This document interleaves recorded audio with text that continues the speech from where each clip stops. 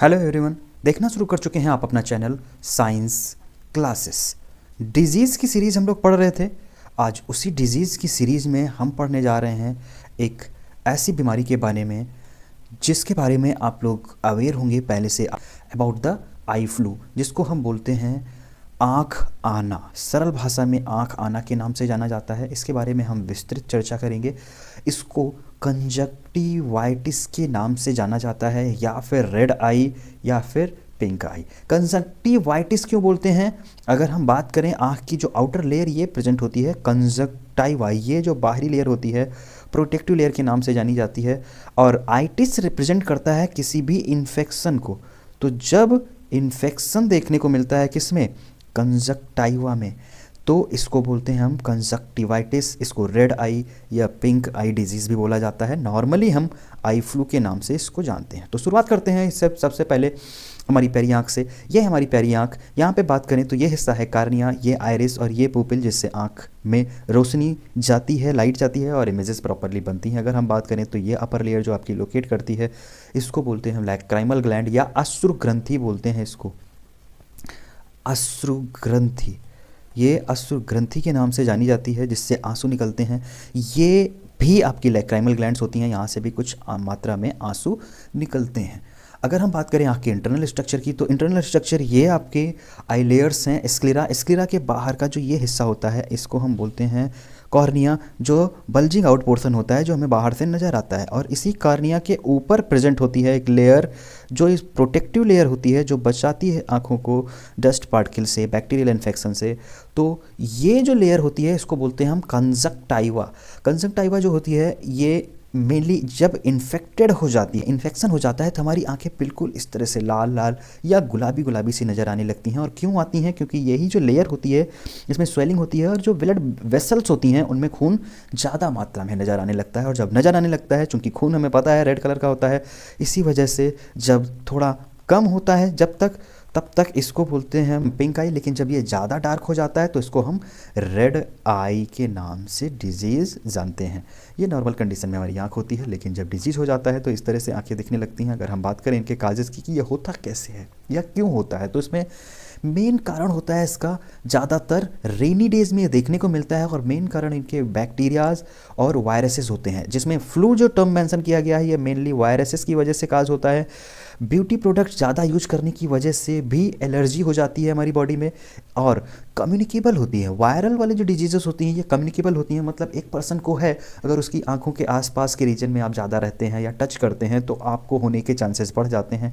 इसके अलावा dust, pollen grains से आप लोग परिचित होंगे। और हम बात करते हैं एनिमल फर, जो पालतू जानवर होते हैं, जैसे डॉगी पाल रखते हैं लोग ज़्यादातर घरों में, तो उसके जो फर होते हैं उनसे भी ये एलर्जी होकर आपको कंजक्टिवा हो सकती है। कंजक्टिवा की अगर हम बात करें तो कंजक्टिवा फर्दर कई टाइप्स से देखने को मिलता है, जिसमें हम वायरल कंजक्टिवाइटिस की बात करें तो आपको देखने को मिलता है कुछ इस तरह से वायरस की स्ट्रक्चर आपको नज़र आती है। वायरल इन्फेक्शन जब हो जाता है, एडिनो वायरस और एंटेरो वायरस, इसके अलावा हर्पीस सिंपल्स, पोल्स और मिक्सो वायरस से ये देखने को मिलता है। इसमें एक आंख में पहले इन्फेक्शन होता है, धीरे धीरे यही दूसरी आंख में फिर फैल जाता है और दोनों आंखों में ये इन्फेक्शन देखने को मिलता है। एलर्जिक कंजक्टिवाइटिस की बात करें तो ये कम्युनिकेबल नहीं होता है, मतलब एक पर्सन को अगर हुआ है तो किसी दूसरे को नहीं होगा।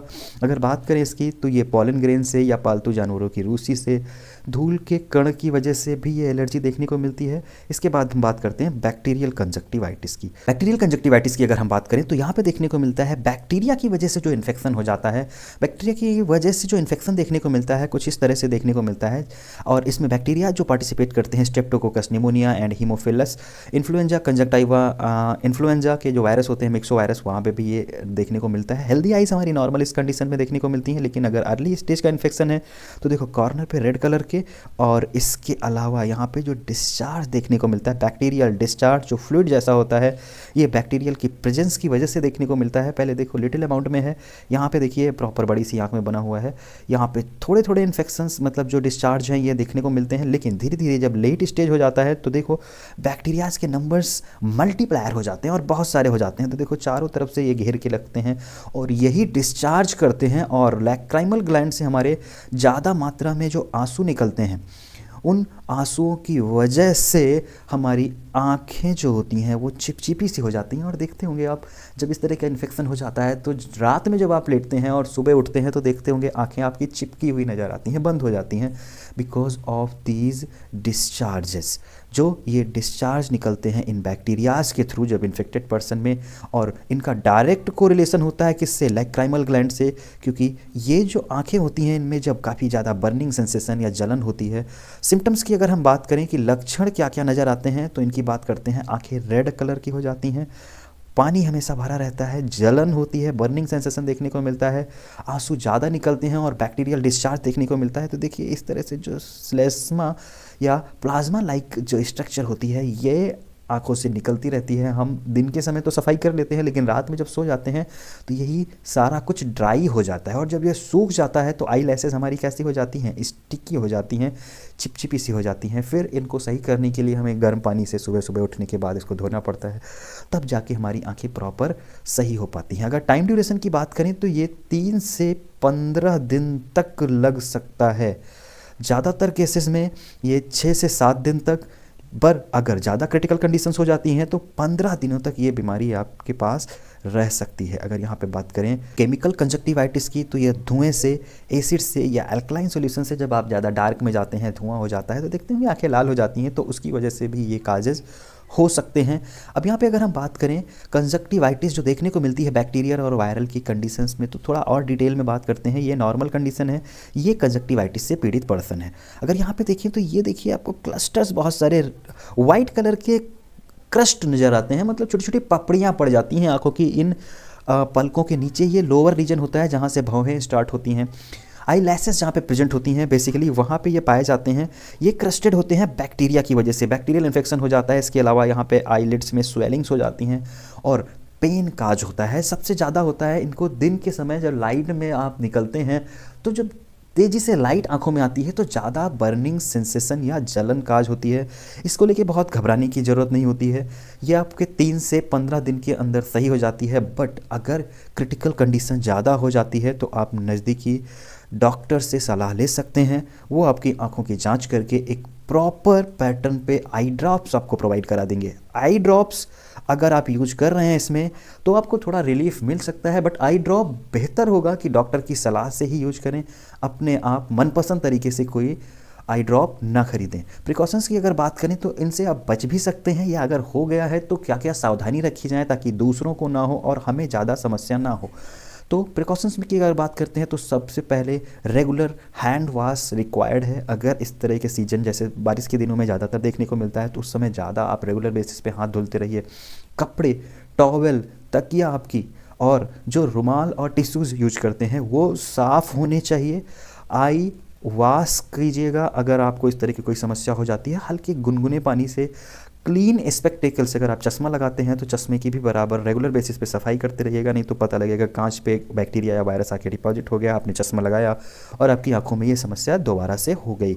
अगर यहाँ पे बात करें, कोई कॉन्टैक्ट लेंस नहीं यूज करना है, क्योंकि ज़्यादातर केसेस ये देखने को मिलते हैं कॉन्टैक्ट लेंस के यूजेस की वजह से इन्फेक्शन हो जाते हैं। आई ड्रॉप्स यूज करना है। इसके अलावा अगर आप पीड़ित हैं आई फ्लू से तो बेहतर है कि घर में ही रहें, क्योंकि बाहर जाएंगे तो कम्युनिकेबल डिजीज़ है, किसी दूसरे को भी फैल सकती है। इसके अलावा जब बाहर जाएंगे तो आपको डायरेक्ट सनलाइट से फेस करना पड़ेगा। भीड़ भाड़ एरिया में जाने से बचें। सनलाइट से आप डायरेक्ट जब कांटेक्ट में आएंगे तो जलन भी होगी, दर्द भी होगा, तो इन सब से आप खुद को बचा सकते हैं। घबराने की कोई ज़रूरत नहीं होती है इस बीमारी में, बहुत ही सिंपल सी सरल बीमारी होती है। आँखें अपने आप कुछ दिनों के बाद, मैक्सिमम 15 दिन और कम से कम 3 दिन के बीच में ये अपने आप ठीक हो जाती है। आई ड्रॉप्स रेगुलर बेसिस पे यूज करते रहें ताकि आपको जलन और दर्द थोड़ा सा कम किया जा सके। तो उम्मीद है आँख आना या आई फ्लू से संबंधित जो अभी आपको जानकारी उपलब्ध कराई गई, प्राप्त जानकारी से आप संतुष्ट हो गए होंगे।